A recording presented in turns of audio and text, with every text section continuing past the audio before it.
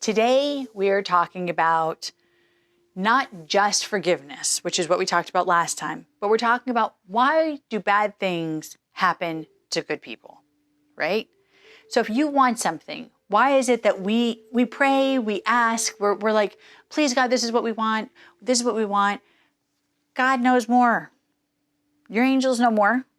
They know. They're saving us. They're saving us from being damaged, from dealing with the darkness and the failure or the bad relationships that we thought we wanted. A lot of people, so basically this topic is about rejection. Just to say it clear, this is about rejection. For all those who have been rejected emotionally, spiritually, financially, physically, mentally, it doesn't matter, in any way, shape, or form. How have you been rejected? How have you been hurt and felt like as if though that you have been sabotaged or downplayed or the rug pulled from under your feet, however they say it. How has that happened? Why has it happened? Do you ever think for even a second that happened because it was to save you? And maybe someone up there, maybe our own guardian angel, was out to protect you, to watch over you, to guide you, to save you from something that would have been much worse than you even understand that is even capable. I have so many stories I can share with so many of you. And I think about how so many people, they sit there and they say, well, I really wanted this guy, or I really wanted this woman, and it was really going great, and then this happened, and then this happened, or I really wanted this career, and I really wanted this job, but it didn't work out, and I failed, and I was put down, and I was ridiculed. And I mean, there's so many scenarios, so many situations where people continuously ridicule us, condemn us, make fun of us, judge us. And we sit there and we cry and we cry and we cry, and that's fine. Be emotional. Don't ever stop being emotional. We all know I agree with that. But why?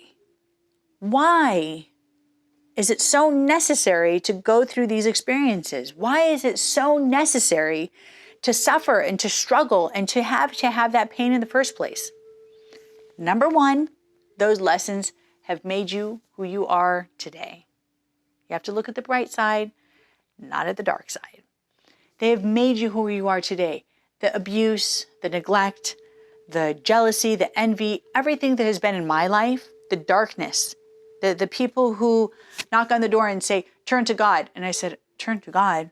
I love God more than anything. I have all different type of denomination people coming to my door saying, I need to turn to God, I need to surrender because I'm intuitive, I'm unholy. They don't know that. They don't know whether I'm holy or not. Then I have other people in my family, in-laws, whoever it may be, not so loving, not so wonderful.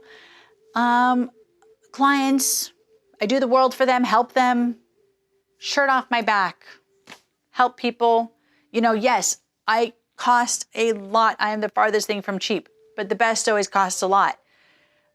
But is it necessary to allow ourselves to give and then literally we're giving the shirt off our back and then you're condemned for it later in life because you're not going to give for free? No. You have had these experiences, I know, because I deal with you guys. I hear your stories. I share your pain. I share your sorrow. But guess what's more important than anything? The lesson.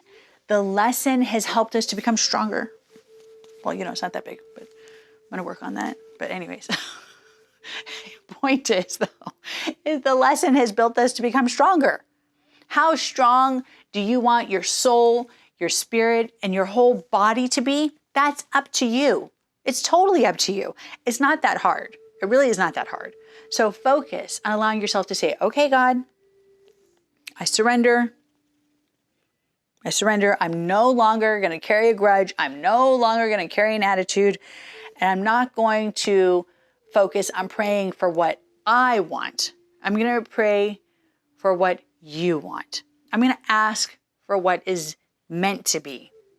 And when you do that, oh my gosh, it's like this. Everything falls in place and it starts just going like magic. It's just like this door opens, that door opens, everything starts changing. And then you're just like, oh my gosh, everything just goes so fast and you just become confused and you feel like you're going in circles, but it's all amazing and you don't want to get off the roller coaster because it's awesome.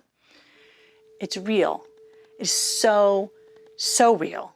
And it happens all the time when you finally allow yourself to get that chip off your shoulder, to wipe off the negative from other people. Just allow yourself to truly, truly let God and your guardian angels take away the pain, the fear, and all the rejection. Follow your path, follow your purpose, and have joy in your heart and your soul for always and ever, and praise your guardian angels for all the gifts and blessings they give to you daily. Leave your comments below and share your stories, and share this with every single person that you know, because I promise you this subject in regards towards rejection, it should be it should be on a dating site, but you know, we're not going to be talking about that. We're going to be focusing on God's will. Till next time.